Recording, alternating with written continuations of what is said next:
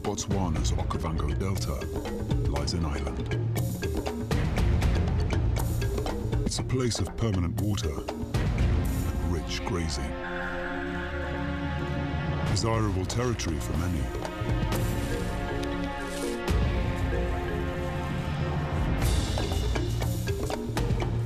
In its shadows lurk Africa's most secretive big cats.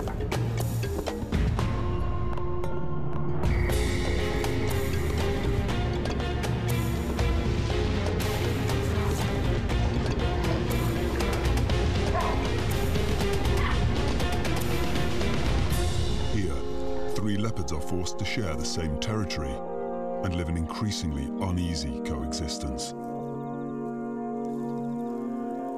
They are drawn together by the shifting seasons, leading to tension, drama, conflict, and tragedy.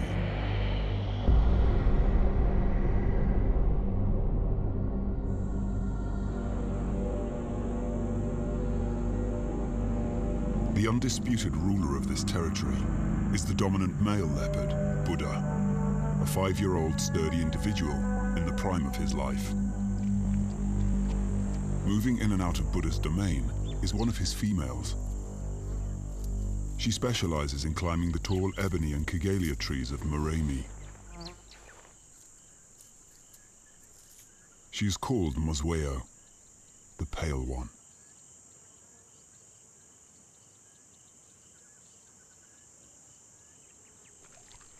Tipa, their 3-year-old son, walks a dangerous line within his parents' territory. According to leopard law, he should have moved on by now to fend for himself, but he's still around.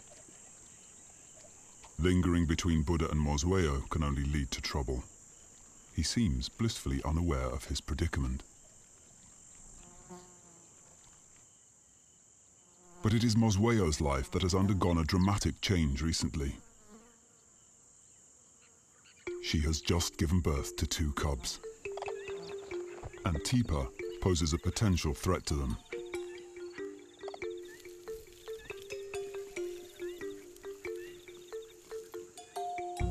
A litter emerges from her carefully concealed den.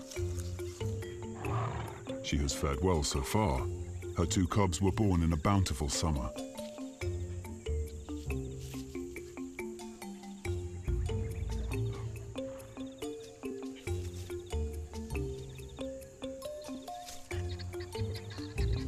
Leopards are solitary creatures, and as a mother, Mosweo relies on all her skills to raise her cubs. In general, leopard cub survival rate is below 50%. The majority of losses happen during the cub's first year of life, while the leopard mother leaves to hunt. It's a harsh reality that leopards have to contend with every time they give birth. Mosweo has no choice but to leave her cubs to find food. From her last litter, Tipa is the only survivor. He's an adolescent. He still lingers near the den site, familiar with his birthplace, frequenting the paths of his youth. Up to now, Mosweo has tolerated his presence in her territory. But the time has come for him to move on.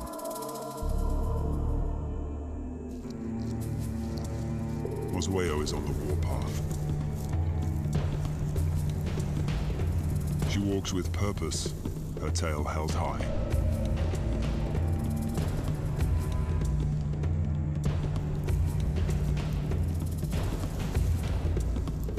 The time has come for her to sever the bonds between them forever.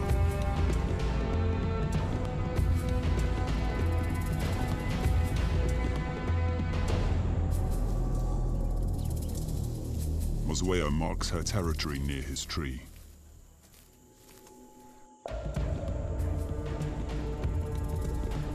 The hostility towards her son is plain to see. Their relationship has degenerated into open conflict. Tipa still bears the wounds from an earlier clash. Even though he is now bigger than his mother, as her son, Tipa remains relatively submissive. Reluctantly, he leaves the area, but unwisely, he'll continue to linger on the edge of his mother's territory. As he moves into a neighboring woodland, he stumbles on a mortal enemy.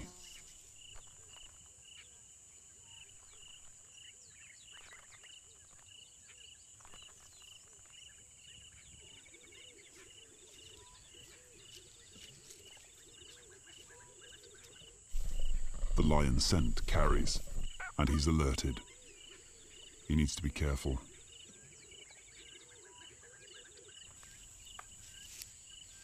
His first few days in unfamiliar territory are dangerous, and he's extremely vulnerable.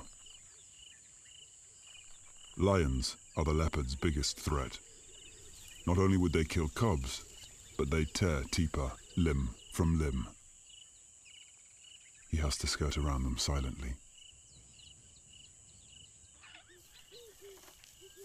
With the threat to her cubs dealt with, Mosweo can now concentrate on the one thing she does best: hunting.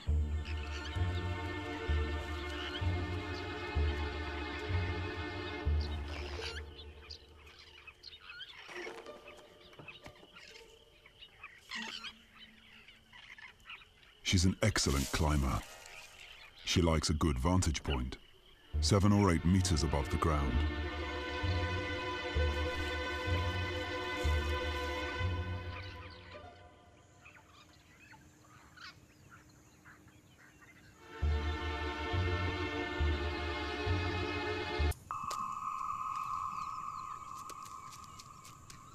The hyenas have heard the commotion. She needs to hide the kill before they see her. They hunt in packs. They're strong and aggressive. Worse, they are the #1 killer of leopard cubs. She cannot let them find her den.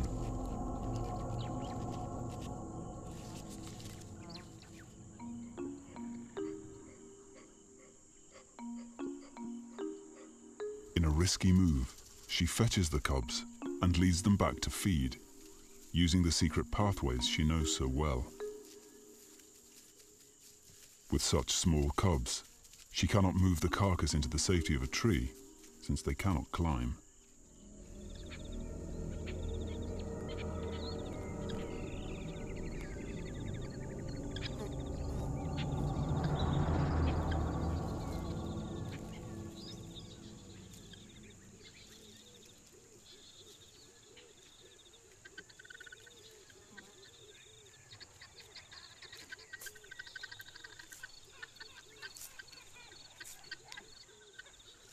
Down on the ground, they are all exposed to danger.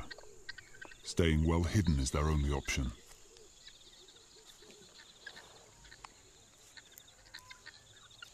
This is the realm of the leopard. Camouflaged in the broken and dappled scrub, they can feed, undisturbed, for a while.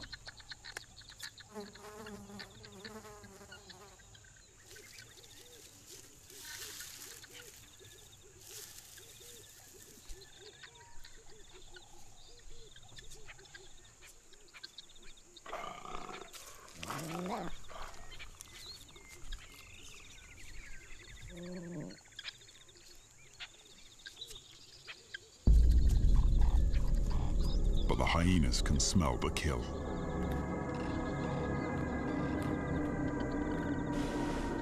Their circle around the scent tightens. Mosweo has to act quickly and decisively. She has a plan. Get the hyenas to focus on her and draw them far away enough for the cubs to leave the kill.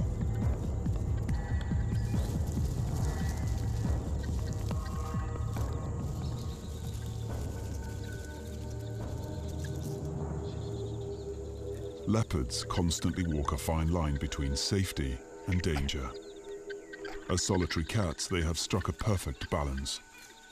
But for a mother, this balance can mean sacrifice. let the hyenas have their prize.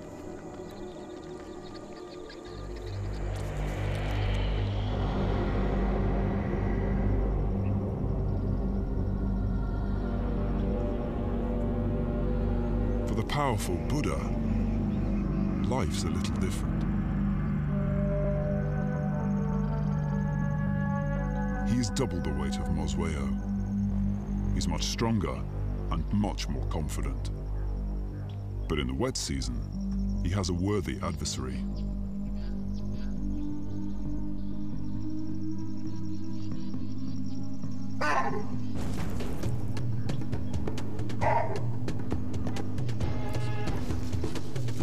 Baboons are strong and intelligent omnivores, and the troops are led by several big dominant males.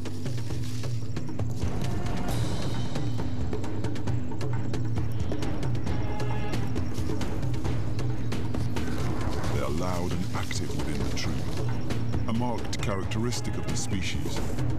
Sometimes they direct their collective aggression towards predators.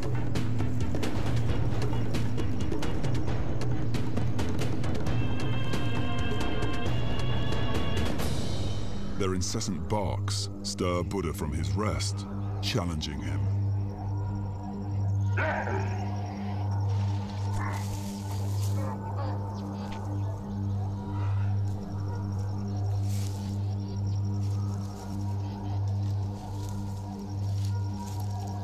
Arrogant in their approach, the troop moves noisily through the forest.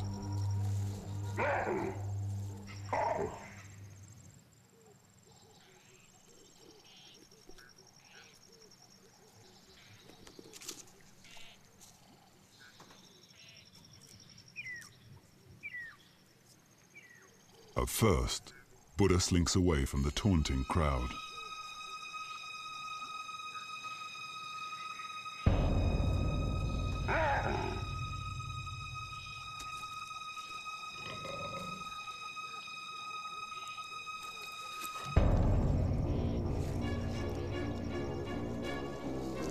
But the provocation becomes too much, and he retaliates.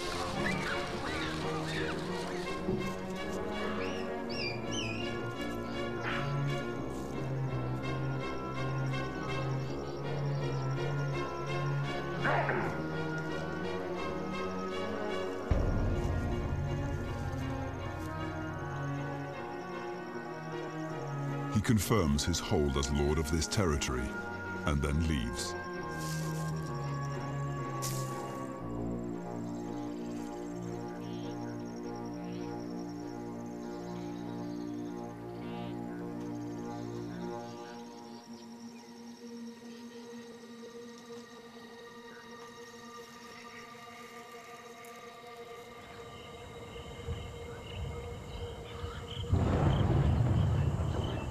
Dead Tree Island changes radically with the seasons. It's one of the few places with permanent drinking water. But in summer, its herbivores rely on the rains for good grazing.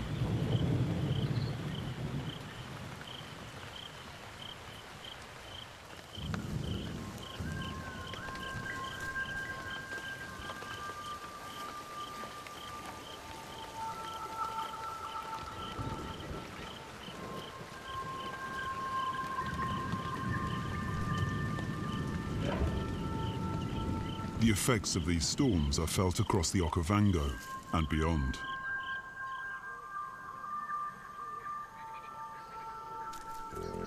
The result is a welcome flourish of green.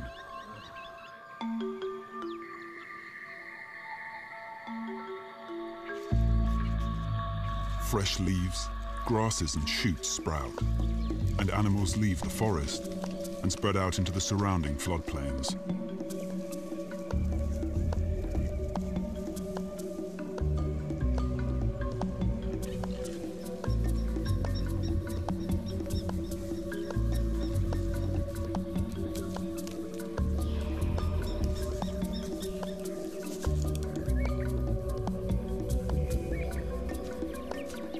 This abundance of water and food brings on the birthing season for impala, one of the leopard's favorite prey.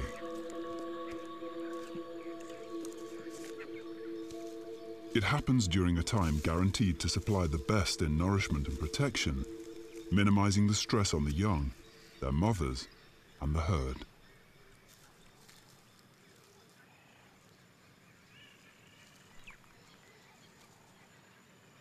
But the newborn impalas are highly vulnerable and face a variety of threats.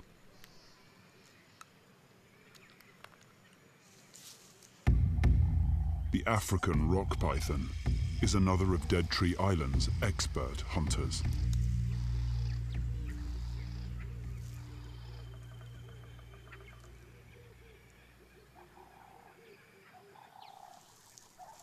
Muscular coils squeeze the life from its prey, asphyxiating it.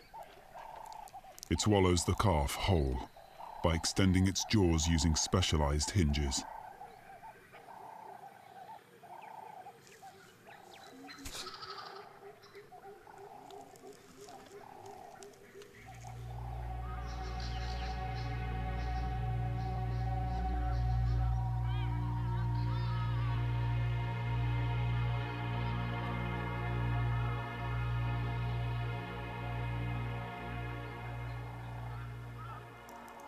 The wandering impala herds provide a reliable source of food. Mosweo has killed one during the night and has hidden the fresh carcass in a thicket where she feeds quickly. To make this kill, she's had to leave her young alone and vulnerable. Now, she needs to get back to the den.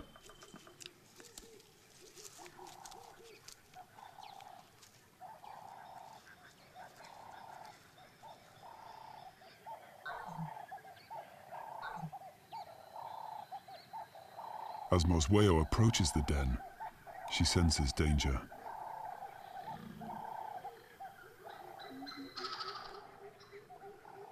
Hyenas have been busy nearby.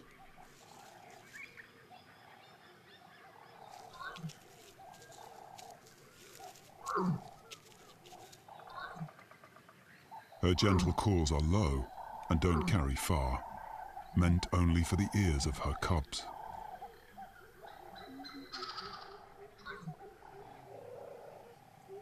Only one responds.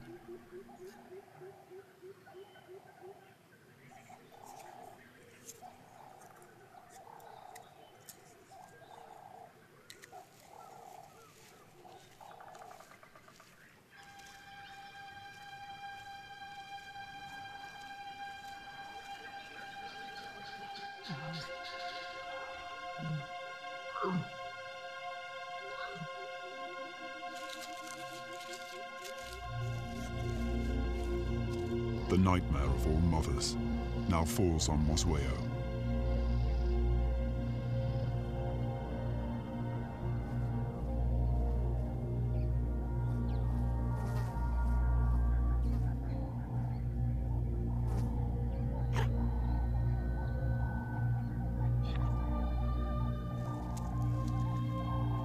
Her calls seem desperate and at the same time hopeful.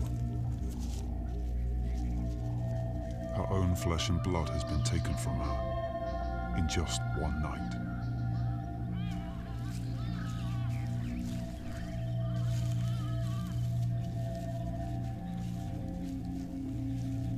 She has no option but to move on.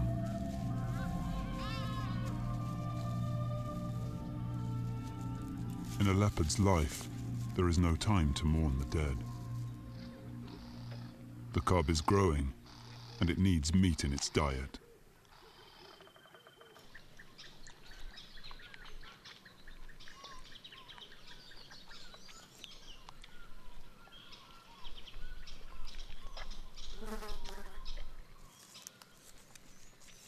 The well-being of this lone cub now hinges on Mosweo's intimate knowledge of this area of the Okavango.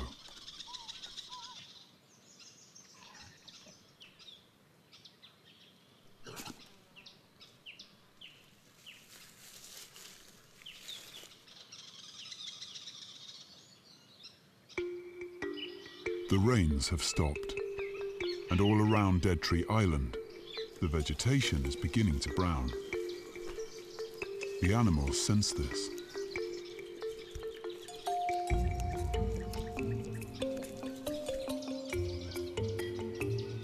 Seasons determine behavioral patterns, and each species responds differently.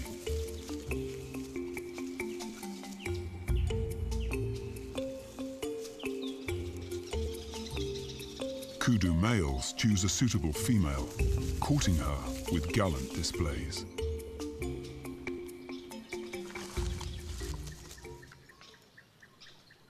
Tipa lurks in the undergrowth.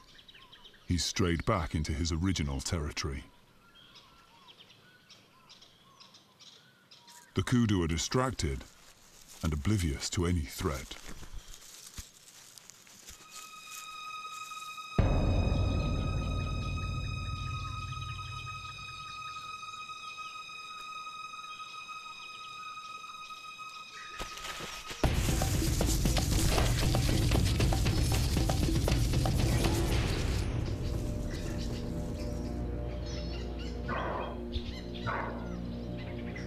But Tipa's lack of experience is plain to see.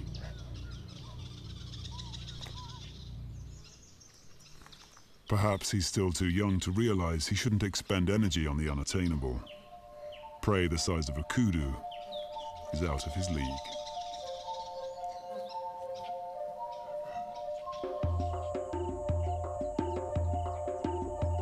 Flocks of quilias announce the onset of winter, the dry season.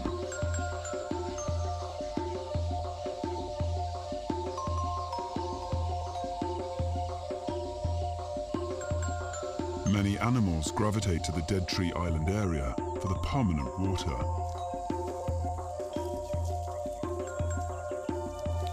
This harsher season allows for at least one miracle. The Kigelia tree blossoms to life. It offers a precious winter treasure.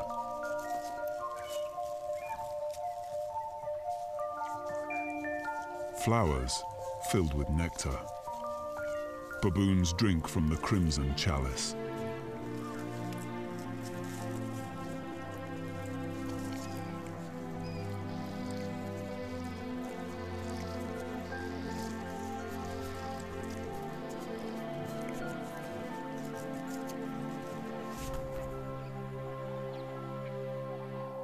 Tipa needs to be more flexible in his hunting strategy. He has to learn to anticipate his potential prey's movements. Baboons are messy eaters, and soon the impala move closer to feed on the flowers that carpet the ground. He silently watches and waits.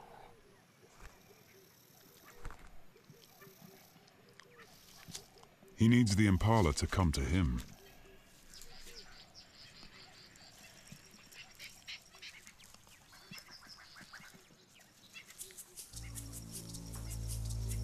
But the marauding baboon troop has singled out his tree.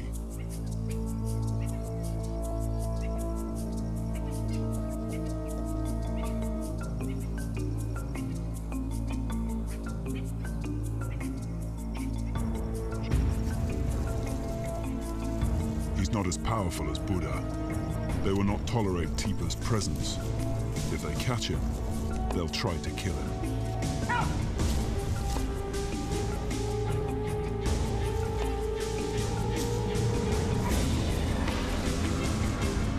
He cannot risk a confrontation. An injury may cost him dearly.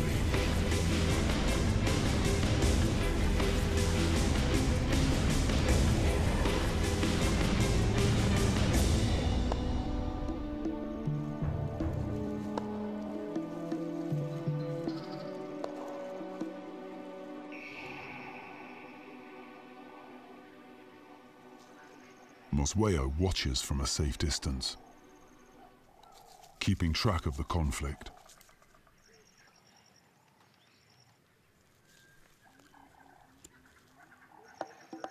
She follows Tipa's prey now. Quietly, she begins her own hunt.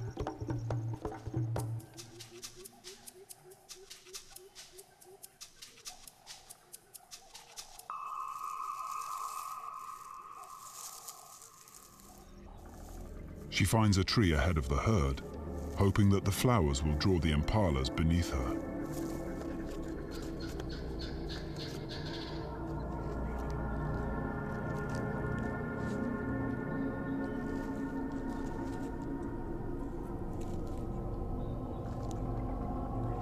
Mosweo shows great patience.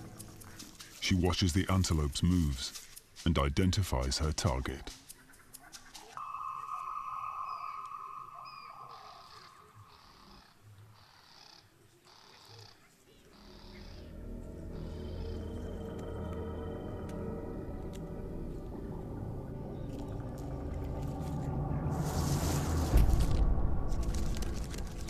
This time, her signature high dive is off the mark.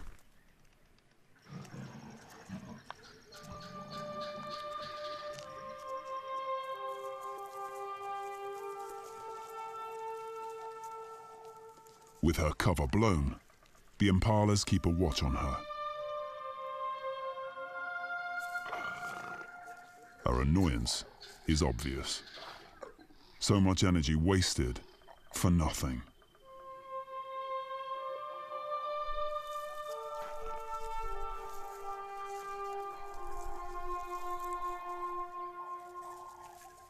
But she has to keep moving. She's out in the open, and the baboons are still in the area. But things only get worse. The impala alarms have alerted the lions.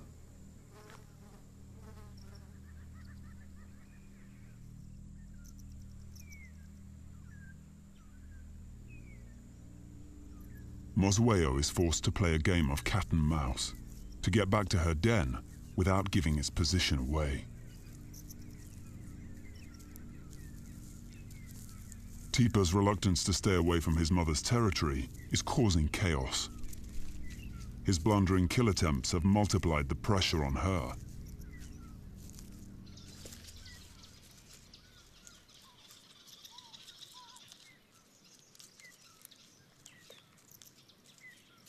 She is relieved to find her cub safe and well.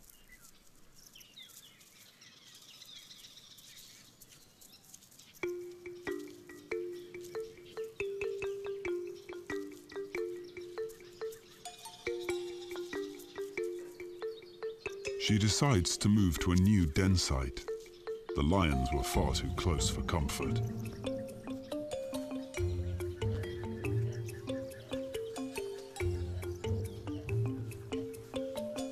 Her remaining cub, now 5 months old, is showing her character. She loves playing with her mother's tail. It's a good test of reflexes.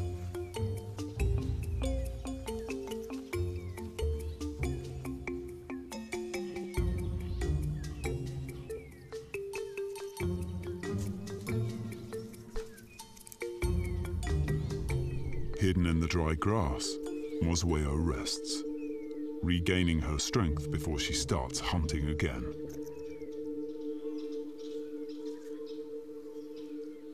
For the moment, all is well with mother and cub. They're secure in the new den.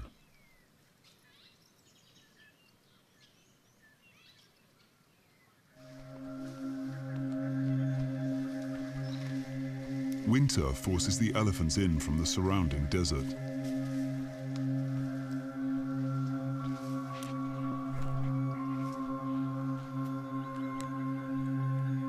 Lechwe gather here too. Water is their ally.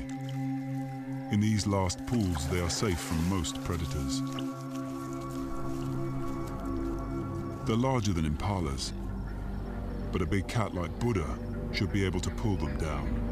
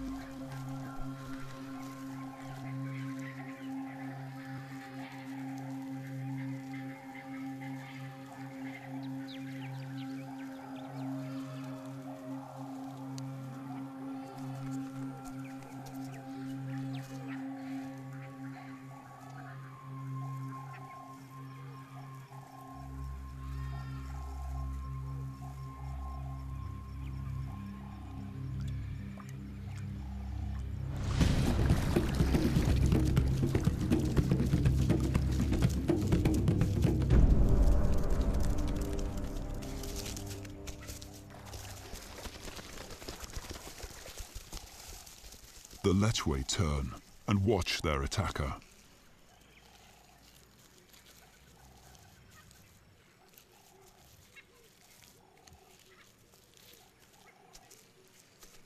They take in his smell, burning it into their brains for future reference, making sure Buddah leaves the area.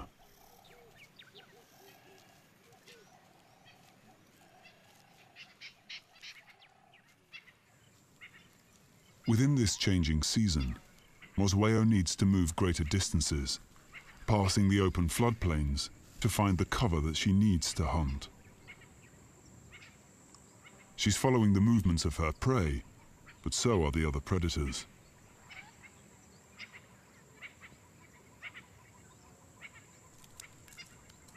Relocation for a leopard is always risky, but she soon finds a tree in an area that she likes.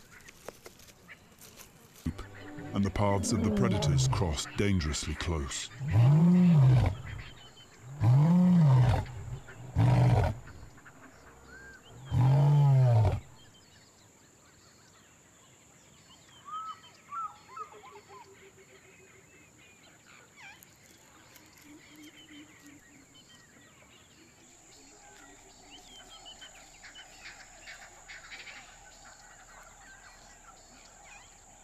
Tipa is the first victim of this heightened competition. He's finally killed an impala, but doesn't get to enjoy the fruits of his labor. Stooping to petty theft, the lions that have haunted his movements now steal his food.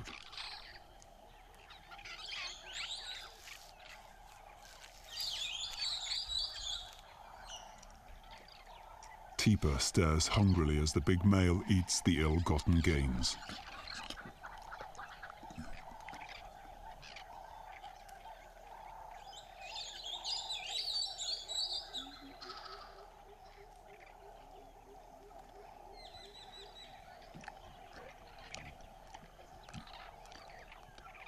The lion eats the bulk of the impala and leaves.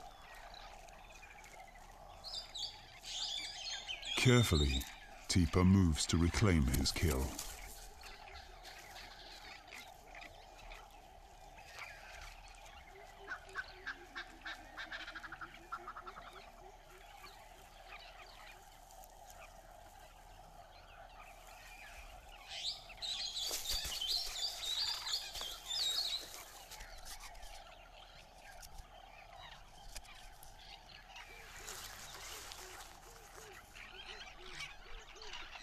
Finally, he can enjoy what remains in peace.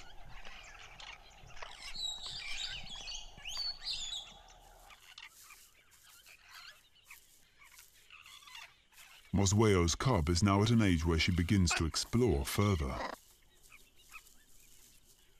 It's high time she learned how to climb.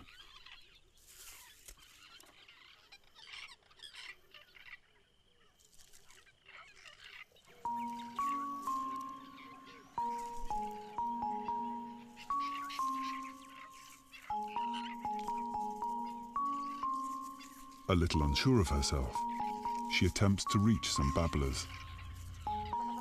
She's small and still vulnerable, even more so now that she's curious and able to venture out of hiding, especially when her mother's not around.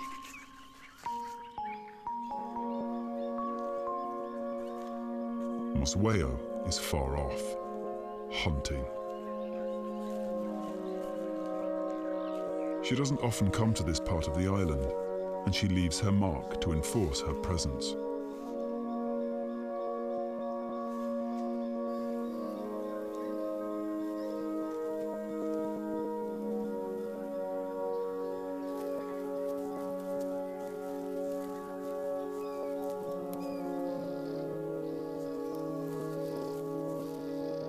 She moves onto an open plain, where two side-striped jackal are foraging. In this season of hardship, Mosweo takes advantage of any opportunity that presents itself.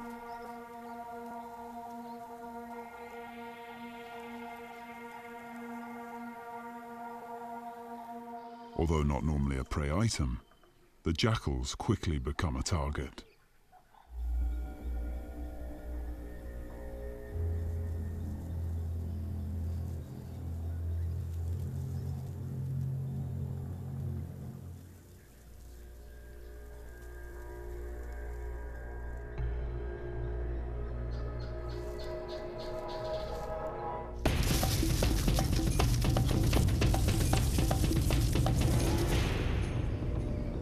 But the side-striped jackal is no fool and has an impressive turn of speed.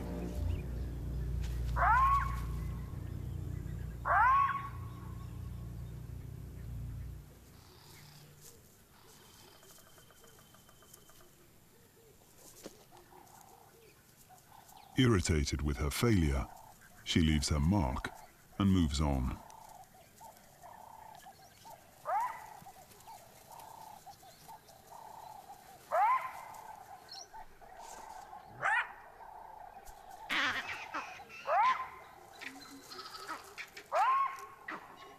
The jackal's barks are echoed by vervet monkeys, chattering in the distance.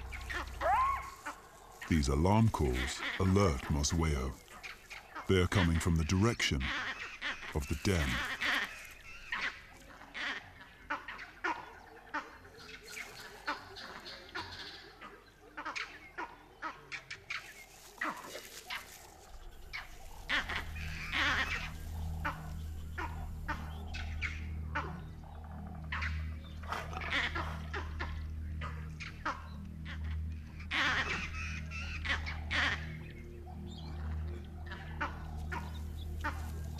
Mosweo treads lightly as she moves closer to the place pinpointed by the monkeys.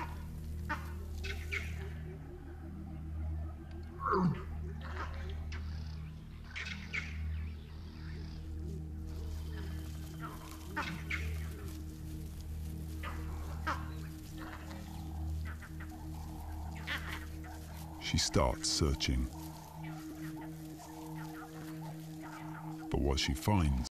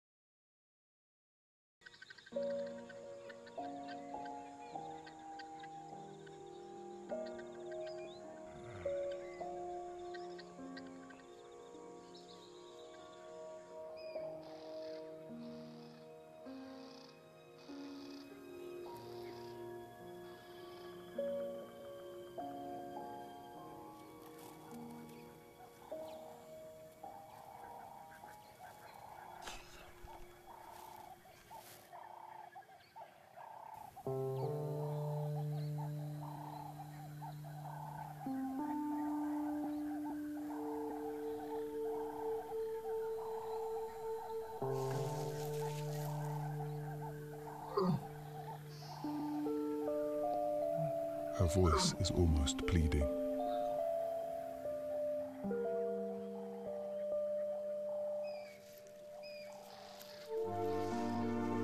The last attempt, and the cub's leg is freed.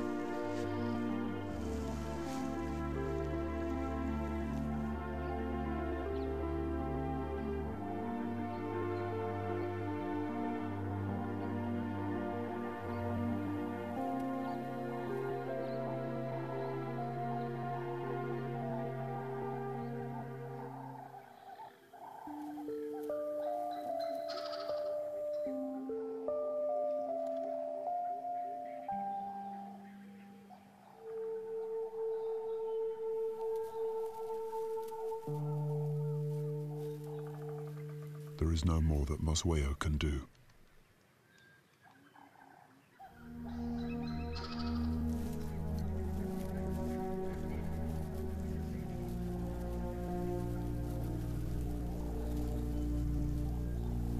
With all her remaining strength, the cub pulls herself to her final resting place. But her mother has already decided to leave this traumatic scene behind.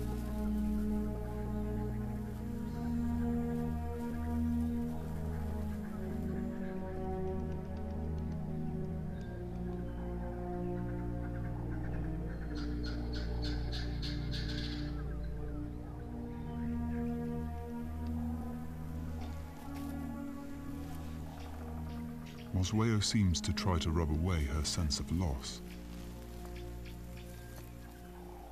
Is this the way a leopard mourns?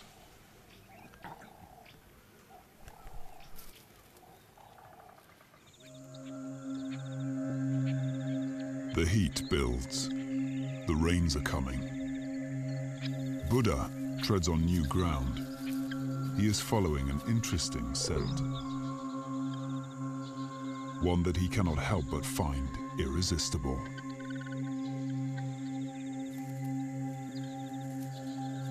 It comes from this leopard. A new female has entered his territory. She is larger and stronger than Mosweo, and she brings the promise of fresh genes to Dead Tree Island.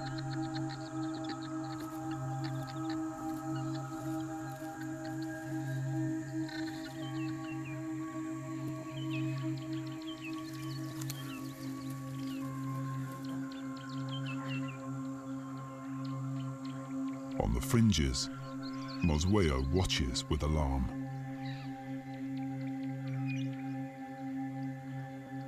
Buddha's senses trigger an uncontrollable need to cloak himself in the new female scent. Hers is not any smell. It is the perfume of a female in estrus. Mosweo follows his footsteps. His calls are low and clear, but she knows he's not calling her. What she smells is not appealing. The scent of another female, a rival. Instinctively, Mosweo tries to mask any hint of her challenger's presence, but she's too late.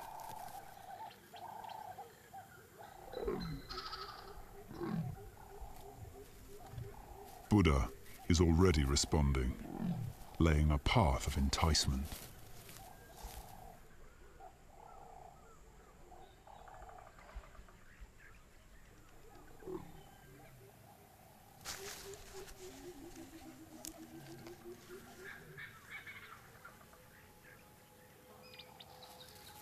The new female is quick to take up his invitation. Mosweo retreats. Her efforts are futile.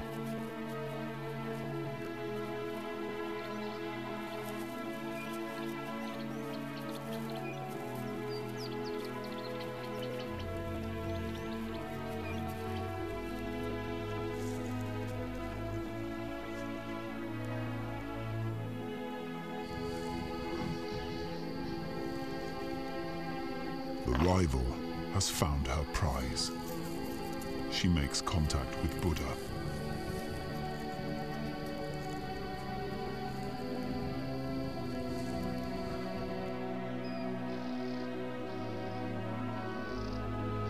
Mosweo leaves the place where she gave birth, perhaps to seek out another territory and a new partner.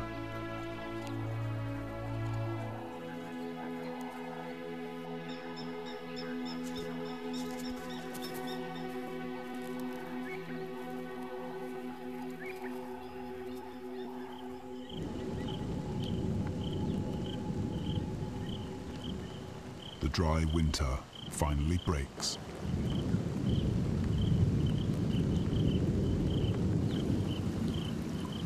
And the change in season coaxes Buddah to mate.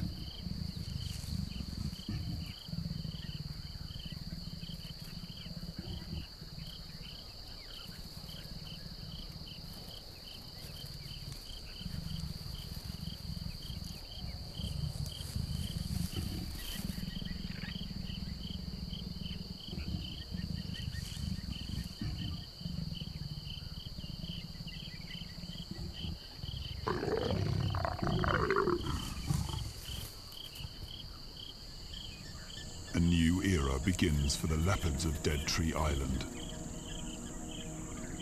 They mate for days, and by the end of it, the new female will hold the seed of new cubs.